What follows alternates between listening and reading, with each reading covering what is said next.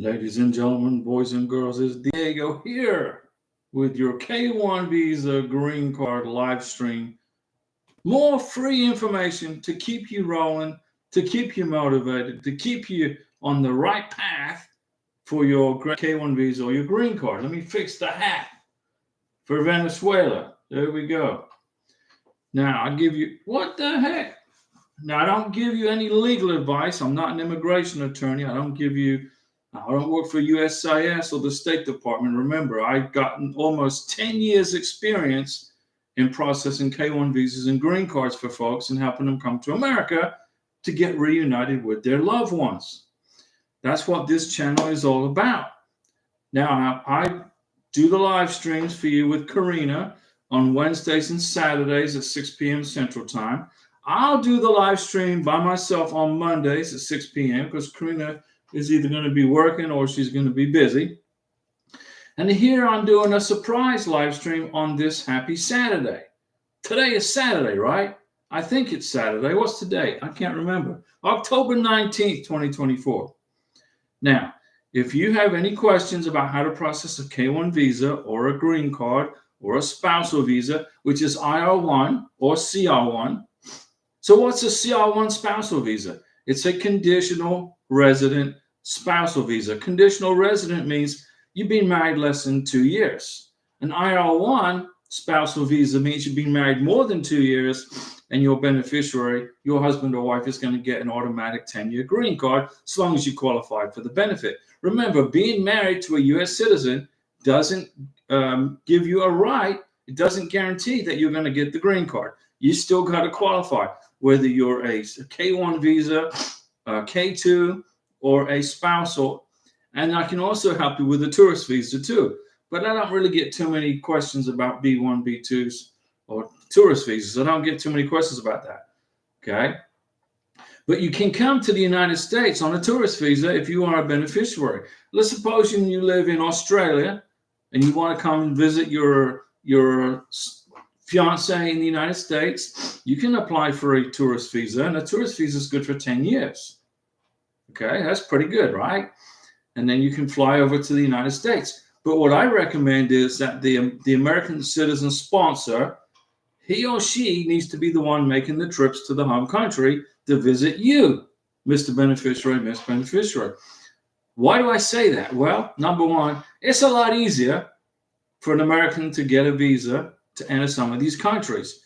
Now, not all countries are friendly to the United States, all right? So there's some countries where you can't get a visa to go visit your beneficiary. Like, for example, if you have a prometida who lives in Iran, as an American, you're not going to go to Iran to visit your prometida, okay? So you're going to probably have to meet up in a separate country like Turkey. You know, you can meet up in Turkey and hang out there together, or Abu Dhabi, or a country that has political ties with Iran. You can go to that country on a vacation and spend time with your future husband or wife. North Korea, forget about it. Just forget about it. If you are from North Korea, you are not going to get to meet an American citizen. So if you are from North Korea, my recommendation is get the heck out of North Korea and go live in South Korea. That's how you can do it. Get out of North Korea, go live in South Korea. Or get out or sneak into China. And then get to South Korea. Somehow like that.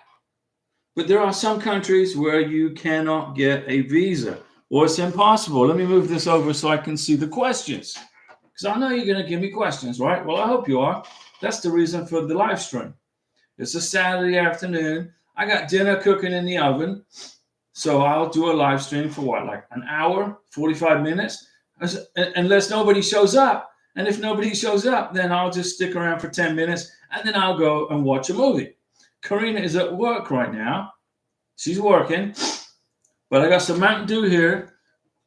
I can give some Mountain Dew salutes to folks if they have any success stories to share with the group. You know, you got your K-1 visa approved. You got your green card approved. Your green card showed up in your mailbox without another interview. The wait time for a green card right now, once you file for the green card, the adjustment of status is about 9 months is the wait time Okay? And Hannah is the first person to jump into the live stream. Hannah says, hi, good day. What's going on, Hannah? How is your family? How are you? How's everything going with your processing? What's going on? Tell everybody what's going on. Now, if you have a U.S. passport and it's going to expire in 6 months, Mr. Sponsor, Miss Sponsor, please go ahead and renew your freaking passport. Get it renewed. If you are a beneficiary and you are a beneficiary with only 6 months time left on your passport, please go ahead and get your passport renewed. Once you have all your passports renewed, then go ahead and apply for the K1 visa. So if you're dating somebody, let's suppose you're dating a lady from the Philippines, and her passport is only good for another 4 months. Young lady in the Philippines, you need to go ahead and renew your passport before your sponsor files for the K1 visa. That way you don't get into any problems. And then he can take a picture of your passport with, I don't know how long a Filipino passport lasts for. Was it like 10 years? But get a picture of it. But if you only have 3, 4, 5 months left on, or 6 months left on your passport, Mr. Beneficiary, Miss Beneficiary, or American citizen, sponsor, renew your passports. Get it done. Get it done. If you are a divorcee, Mr. Sponsor, Miss Sponsor, or beneficiary, if you have a divorce, if you're a divorcee, you got to have a certified copy of your divorce decree from the courthouse, stamped by the clerk and signed by the clerk of the court. And then get a business card from the clerk of the court and attach it to the divorce decree. The original. If you've been married twice before, you got to have 2 original divorce decrees. That goes in the K1 visa package. So you're putting together a K1 visa application and you got a divorce. You're going to get a certified divorce decree for the K1 visa application. You're going to get a certified divorce decree for the embassy interview. You're going to get a certified divorce decree for the 10-year green card, for the 2-year green card application. And you're going to get a certified divorce decree for the 10-year green card application. And you're going to get another certified divorce decree for the U.S. citizenship application. So if you are a divorcee, you cannot go to Office Depot and make a photocopy of your divorce decree. The consular officer at the embassy and immigration will reject it. You got to get certified copies. Okay? So if you're a divorcee, Mr. Sponsor, Miss Sponsor, get 5 certified copies of your divorce decree, stamped and signed by the clerk of the court before you apply for the K1 visa. Be ready for the plan ahead. The same applies to if you have a death certificate. If you were married to an American, okay, and he passed away, or she, and you've met somebody overseas and you want to marry them, you got to get certified court copies of the death certificates. Get 5 of them. You got it? Hannah, I have just applied for the adjustment of status, including the I-765. Then I'm waiting to receive the receipt notice by mail in a few days. Okay. My question is that the cases start with IOE. Can you explain me the process? IOE means it's just an electronic processing for your green card. Okay. It's electronic. Now, an IOE, Karina's green card was an IOE also. She had an IOE receipt also. It just means it's an electronic process. So it's a little quicker. The green card will get processed a little quicker. And it means that it's going to be more automated. Because immigration and USCIS, they're trying to become more automated. So things can go faster in regards to administrative processing on their side of the house. Do you see what I'm saying? So if it's IOE, it's electronic, that's all. It's all done electronically. So relax, don't worry, it's not anything bad. Karina had the same thing, and she got her green card in 3.5 months. Right around 3.5 months is when she got her green card. So that's a good question though, right? Like I said, guys, if you are applying for a K1 visa, you cannot, if you're a divorcee, you got to include certified copies of your divorce decrees, death certificates. If you are, let's suppose you're from the Philippines, It's probably impossible to get a divorce in the Philippines. If you're from the Philippines, you're more than likely going to have an annulment if things didn't quite work out for you in the Philippines. You're going to get an annulment. Make sure the Philippine clerk of the court gives you a certified copy of your annulment. 5 of them. You're going to need 5 of them. Okay? Like I said, 1 for the K1 visa application, 1 for the green card application for the 2-year green card, 1 for the 10-year green card application, 1 for U.S. citizenship, and you want to have 1 for yourself at your house, right? For the future. So if you're in the Philippines and you have an annulment, or you were married to somebody and you have a death certificate, make sure you get plenty of certified copies and bring them to the United States with you for future immigration processing. You're going to need them, so get them. Green cards are taking about 9 months right now to adjudicate. They were taking 4 to 5 months. Now it's 9 months. So if you are in the United States of America waiting for a green card, be patient. You're going to get it. If you qualify for the benefit, you're going to get it. It's just taking a bit longer right now. Hannah, so you mentioned with IOE, the process will be quicker and faster than the services field office. Right, that's correct. What about the I-765, the work permit? You're going to have to probably wait about 3 to 4 months for the work permit. 3 to 4 months. So you paid the $260 extra to get the work permit, which is probably a good idea if you don't want to wait 9 months for a green card. If your beneficiary doesn't need to work when he or she gets to America, I wouldn't waste your money on a work permit. Just wait for the green card.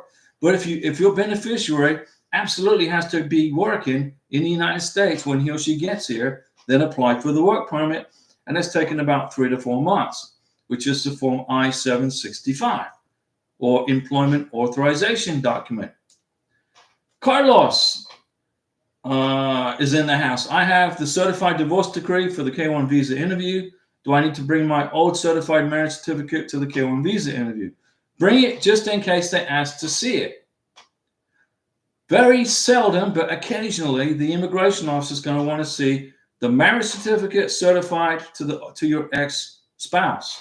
Sometimes. It's a rare occurrence. It hardly ever happens. Okay? But in case it does, just to cover that base, just in case, you can have it with you. Bring it with you for the K1 visa interview at the embassy. You don't need it for the green card application because you are now married to your beautiful prometida.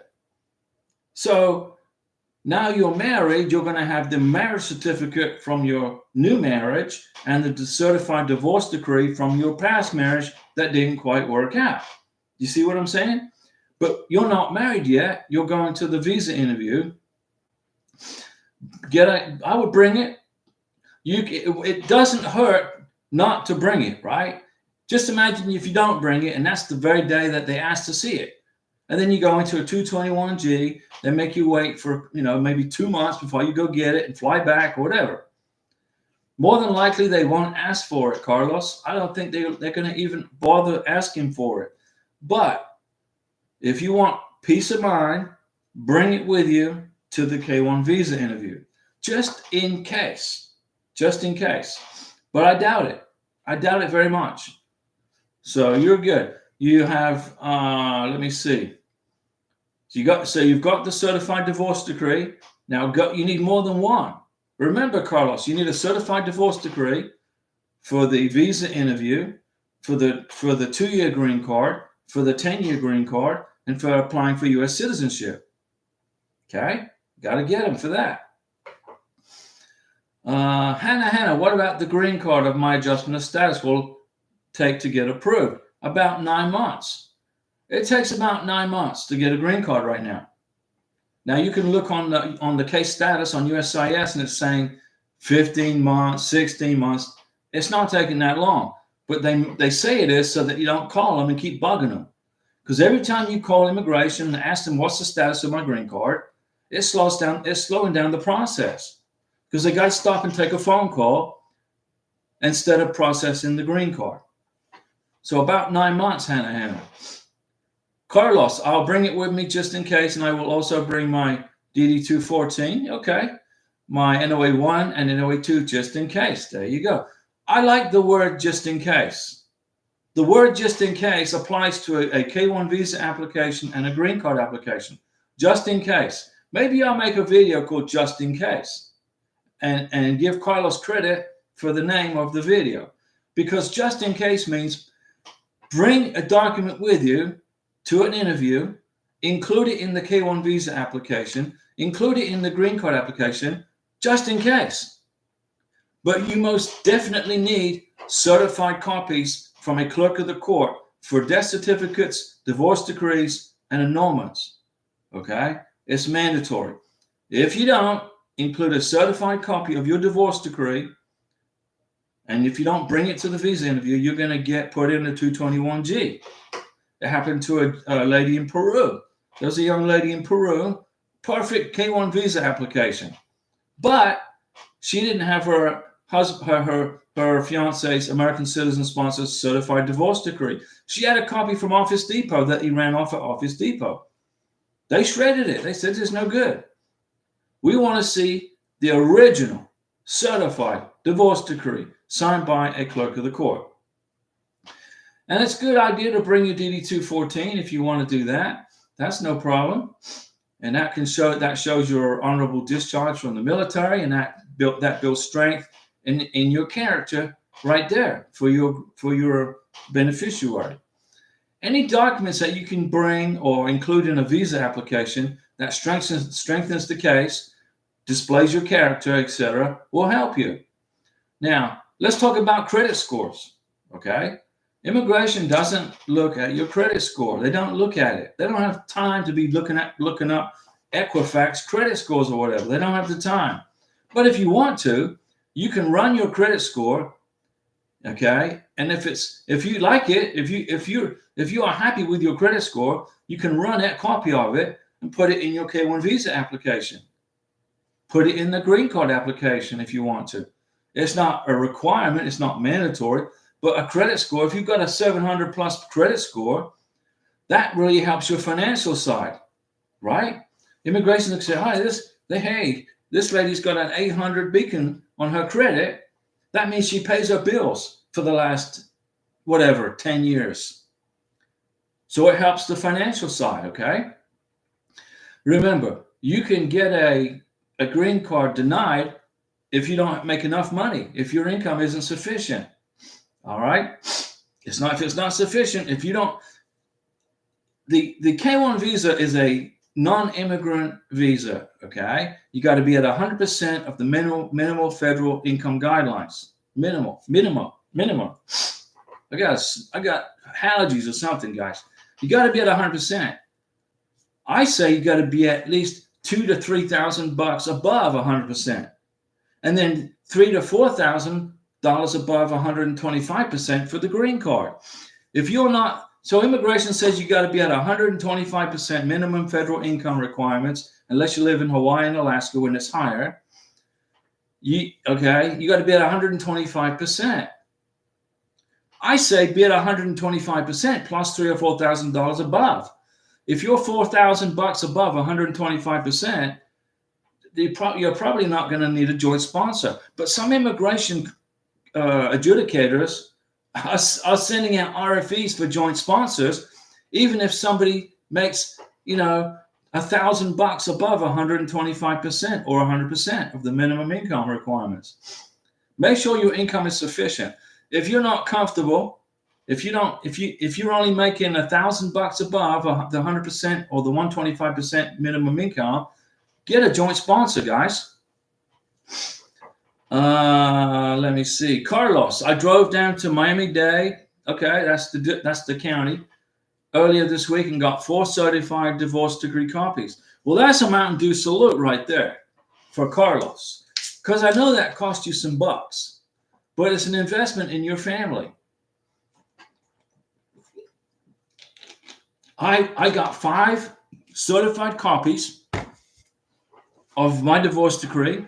I got 5 certified copies of our marriage certificate, okay? And I've got backup copies right here, just in case, because when Karina applies for her 10-year green card in March of 2026, I got to include a certified wet ink copy of my divorce decree, a certified wet ink copy of the marriage certificate. You don't need the I-94 for the 10-year green card application, but you do need the I-94 for the 2-year green card application. So when you apply for your 2-year probationary green card, your conditional residency green card, you got to include the I-94. I recommend you also include a new medical exam from a civil surgeon authorized by the State Department to do medical exams. I also recommend you get the vaccinations recertified, because if you don't do that, you're not going to get the green card. Some immigration adjudicators want to see a new medical exam. Some don't. Some just want to see the vaccinations recertified. I recommend getting both, so that way you don't have to worry about it. Hannah, but your wife Karina got her green card less than 4 months, as you mentioned. She got her green card in 3 months and a couple of weeks. But that was because we applied in the winter, in February of this year. February. There was not much going on at immigration. There was not a big workload. But March, April, May, June, July, August, September, they got inundated with green card applications. Over 60,000, I think. Don't hold me to it. So as the year went, as we got close further and further into the year, there was more and more green cards being applied for. And also, they're having to cover all these asylum seekers. There's all these people coming in our country, okay, wanting asylum, and they're getting they're slowing up the system, guys. They are like clogging up the system also. Let me see. Hang ear. Hi, Diego. If I apply for the adjustment of status, work permit, and travel permit, do I write 3 separate checks? Just write one check for everything. $1,440 for the green card and the biometrics, $260 for the work permit, and I think it's $630 for the travel permit. So what is that? Should we add it up? Should we do some math? Should we do a little math?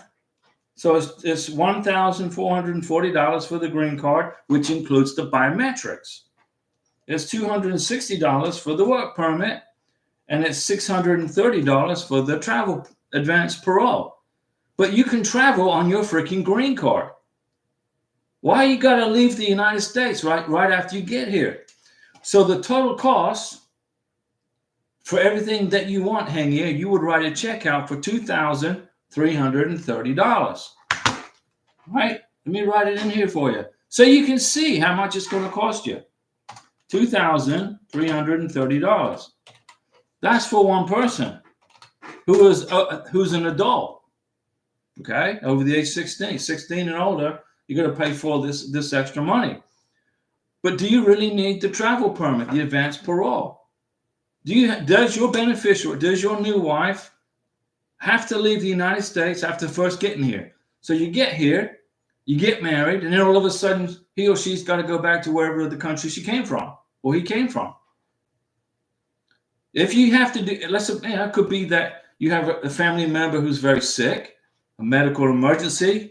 Grandma could be real sick, and I can understand you want to go back and take a look on grandma. But if you don't need to travel, if you don't anticipate any medical emergencies, don't waste your money on the advance parole. It's expensive. So you're going to spend $630 for an advance parole document, and then what are you going to do? You're going to wait 6 months, maybe 9 months for your green card. You can't go 9 months without having to leave America after you get here. You just got here. Now you want to leave? That's why immigration made the advance parole document $630. They're trying to separate the wannabes from the gotta-haves. Okay? And then you got to pay for the work permit too. Now, when Karina came to the United States, we arrived on January 3rd, 2024 via Miami. We applied for Karina's green card on February 29th. Okay, so that's about what? So January, February, so about 6 weeks, let's say around 6 weeks, we put together a fantastic green card package. Okay, she's on the bank account, she's on the water bill, the trash bill. She got her military ID, everything. Did she apply for advanced parole travel document? No. Why would she want to go back? She came here to get married to me, okay, and start her life here. And Hangye says, thank you, sir. My fiance's aunt is terminally ill, so we're considering it. Okay, well, that would be a situation where you want to consider it. Okay? If somebody is in that kind of medical condition, that would be a reason to get advanced parole. But remember this, Hangye, listen to me. An advanced parole document does not guarantee re-entry back into the United States of America. You can get an advanced parole document and travel, leave the country, and then you come back after, let's say, 2 or 3 weeks. The Border Patrol officer will interrogate you. Sometimes. Why did you leave? You just got here. Why did you come to America? And now right away, a week or a month later or 2 months later, you're back in your home country. Why did you leave? Didn't you want to come to America to get married and start your life in the United States? And then Hangye will say, well, yeah, your fiance will say, yeah, my aunt is terminally ill. I had to go take care of her for a little bit. Okay, that's not good for your family, and I'm sorry to hear that. But you make sure, Hangye, that you have plenty of evidence about your fiance's aunt being terminally ill. Get a doctor's letter with a medical explanation. Give it to your fiance. If she has to leave the United States before she gets her green card, okay, you better make sure that she has evidence of the reason why she left. So I would recommend you get the doctor in whatever country her aunt lives in, write a letter signed by the doctor on letterhead paper explaining your wife's aunt's medical condition. Then when she returns back to the United States after her visit, she will have that letter, and that will be evidence for immigration to let her re-enter the United States. If she leaves the United States, and also make sure that she carries with her the marriage license, the marriage certificate. Make sure she's got on the water bill, the electric bill, the trash bill, all these different bills. Bring those with her. If your fiance, once you get married, if she has to leave America on an advanced parole, okay, make sure she brings with her all the evidences of you guys being together, living under the same roof, at the same address, okay? Make sure she brings with her I-94 to show she had a face-to-face with immigration the first time she entered, because when she leaves the United States, she's going to get another I-94. And then when she returns back to the United States, you're going to have to print another I-94, okay? Because foreign nationals are adjudicated with an I-94 every time they leave and enter the United States, even if it's for a vacation. So, Hangye, I'm sorry to hear about your fiance's aunt, okay? It's a tragic thing to hear. I don't like to hear stuff like that. But if you listen to my advice, if she has to leave the United States before she has her green card with an advanced parole, make sure she brings those things with her that I just mentioned. And make sure the doctor in her home country, although the United States is now her home country, in her former country, make sure the doctor writes a letter of explanation. And if he doesn't speak or write or read English, you're going to have to get it translated into English, so the Border Patrol can read it. So when your new wife returns to the United States, the Border Patrol officer is going to interrogate your wife. He's going to want to see the advanced parole document, and he's going to want to see evidence that you are married. He's going to want to see evidence that you guys are living together. He's going to want to see evidence as to why you left the United States, your new wife. If you do all the things I just said, okay, then you got a 90% chance, 95% chance of being reallowed. She'll be reallowed to enter the United States.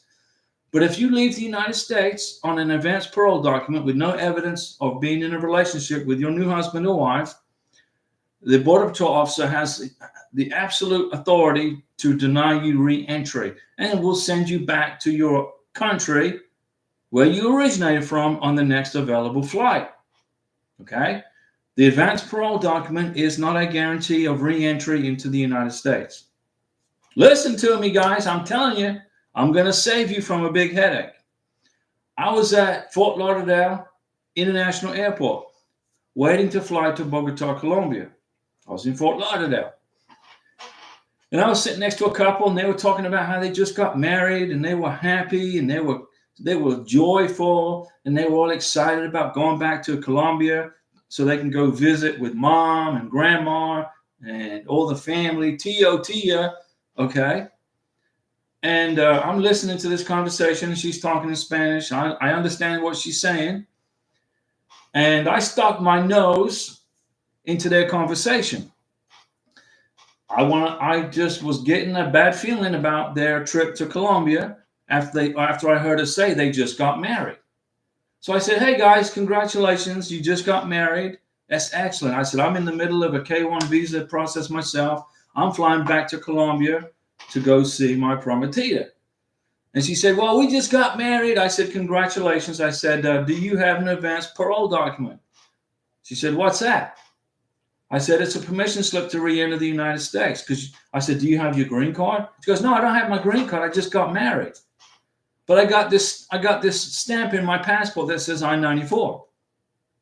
I said, okay. And I got a K-1 visa in my passport. I said, okay. And I explained to her the K-1 visa was only good for one trip from Colombia to Fort Lauderdale. I explained to her the I-94 is only good for 90 days, and it gives you 90 days to get married. I said, did you get married in 90 days? She goes, yeah, I got married in 90 days. I said, okay, where's your green card? I don't have it. Okay, where's your advance parole document? I don't have it. I said, okay, young lady. I said, if you get on that plane with your husband and fly back to Colombia, to Medellin, they were going to Medellin.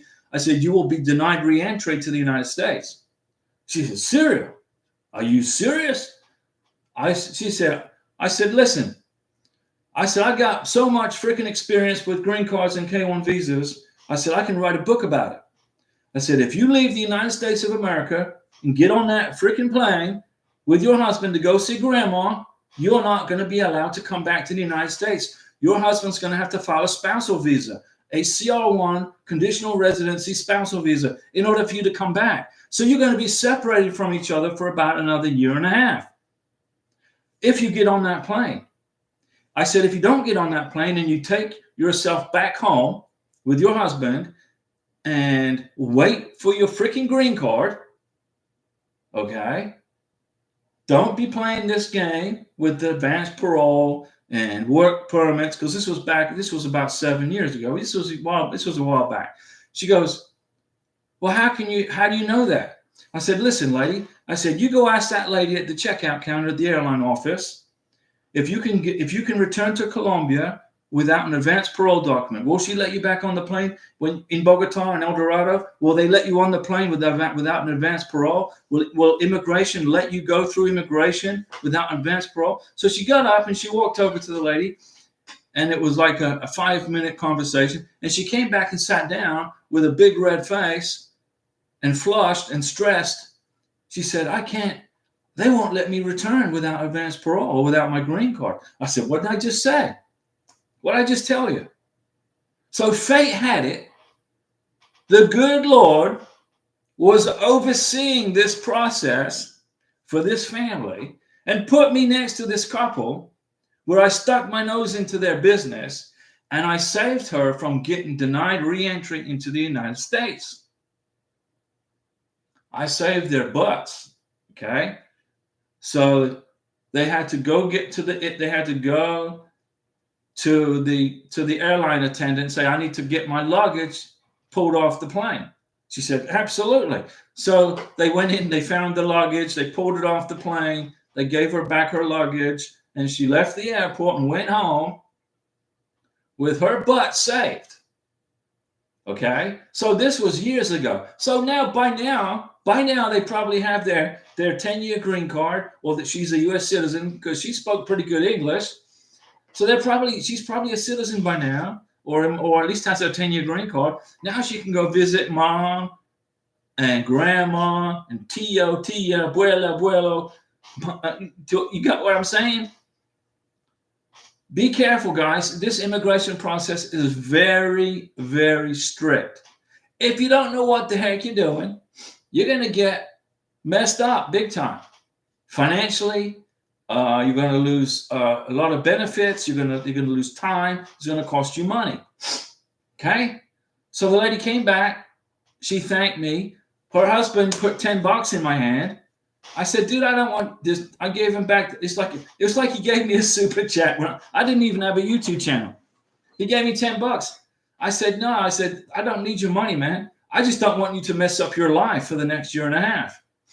Because his life would have been screwed for the next year and a half. He would have been separated from his wife for a year and a half, maybe 2 years. And then she'd have to write an explanation as to what happened. Why she left the United States without a green card or advance parole. She would have to write a letter of explanation. And then immigration would have to review it. She would have been put in a nightmare scenario. The family would have. So he told me to keep the $10. I said, okay, thank you. I went ahead and bought myself a lunch at the airport. And then I was in a long layover. Then after I ate lunch, thanks to this kind gentleman, I went and flew to Bogota. That's what I'm telling you guys. Immigration is strict, okay? You got to be careful what you're doing when you're filling out a K-1 visa application, when you're filling out a green card application. Don't forget anything. Don't miss anything. Hang here. Thank you so much for the advice. You're welcome. I'll give you a Mountain Dew salute. Hang here. Hannah. So what do you think if my receipt starts with IOE? How many months will it take to get my green card? About 9 months. But with an IOE, I would say 6 months with an IOE. 9 months, regular processing. 6 months, I would say, for an IOE. Let me see. Carlos, Diego, the guardian angel. I just know how this immigration process works, guys. 10 years experience. I mean, I've helped so many people get family reunification, which is what the goal is of the channel, right? For free. The goal is to help you get this for free without hiring an immigration attorney. Now, what would that lady have done? What would have happened if that lady got on that plane with her husband, flew to Colombia for vacation for their 2 weeks, and then they had return plane tickets. They had return tickets. He would have been able to come back, but she wouldn't. Colombian immigration, maybe they would have let her on the plane in Bogota. Then she would have landed in Fort Lauderdale, and the Border Patrol officer would have blocked her entry into the United States. He would have said, ma'am, you got to go back home. You don't have the proper documents to enter America. Well, yeah, I do. I got my K-1 visa. No, that's gone. That's expired. You used it one time. It's no longer. It's history. Well, I got my I-94. No, that means you can get married within 90 days. That's all that means. So what would he have had to do? Probably he would have hired an immigration attorney and spent between $6,000 to $10,000 fixing his problem here. And it's all because of a lack of knowledge. That's all. Just a lack of knowledge. Didn't know the process. He figured, I'm an American, married. My wife's married to me. She's from Colombia. Now she's with me. But the status is irrelevant without the right paperwork. Easy E, what's going on, Easy? Good afternoon, Diego. Thank you for the continued dedication to help us. I'm here for you guys. It's Saturday. I'm cooking roast potatoes. Mountain Dew salute to everybody. I'm cooking roast potatoes. So what you do is you get the potatoes, you peel them, you chop them into quarters, you boil them for about 10 minutes so they're soft, and then you put them in a pan with tin foil and cover it with like mazola oil, and you cook it for an hour. It's delicious. That's how you make roast potatoes. I learned how to do that in England when I was there. I learned how to do that. Those potatoes are delicious. So Easy's in the house. Carlos is doing good. Everybody's doing good. I've been talking for what, 40 minutes? You want me to keep talking, or are you done? You want to go enjoy your weekend and have some fun? Go relax. Go spend time. Go do some more work towards your K1 visa application. Make some more emails. Make some more WhatsApp chats. Go screenshot some more WhatsApp chats. Don't forget, when your beneficiary, let's suppose she's in Colombia, when it's her birthday, make sure you call her on her birthday in WhatsApp. Screenshot the phone call and the date. Make sure you screenshot it, because immigration's they're gonna look to see if you are concerned about your beneficiary. Did you call her for Christmas? Did you call her on her birthday? Did you call her on Valentine's Day? And also applies to the ladies too. Okay? When I submitted Karina's K1 visa application, I had chats for a year. I didn't forget her birthday, Christmas, New Year's, Valentine's Day. I didn't include a Thanksgiving Day. Colombia and Venezuela, I don't even think they celebrate Thanksgiving. It applies to America. Make sure you make those screenshots and include them in your K1 visa application. You don't need all those chats for your green card application, because you're living together under the same roof, right? If you're living together under the same roof, man and wife, you don't need to include any freaking chats in your green card application. Okay, guys, I'm going to go check on those roast potatoes. I've been talking 45 minutes. I'll be back tomorrow. What's today? Saturday? Sunday, Monday, Saturday, tonight. I'll be back tonight with Karina at 6 o'clock. Okay, guys, see you at 6 p.m. Central Time with Karina for more continued green card K1 visa chat.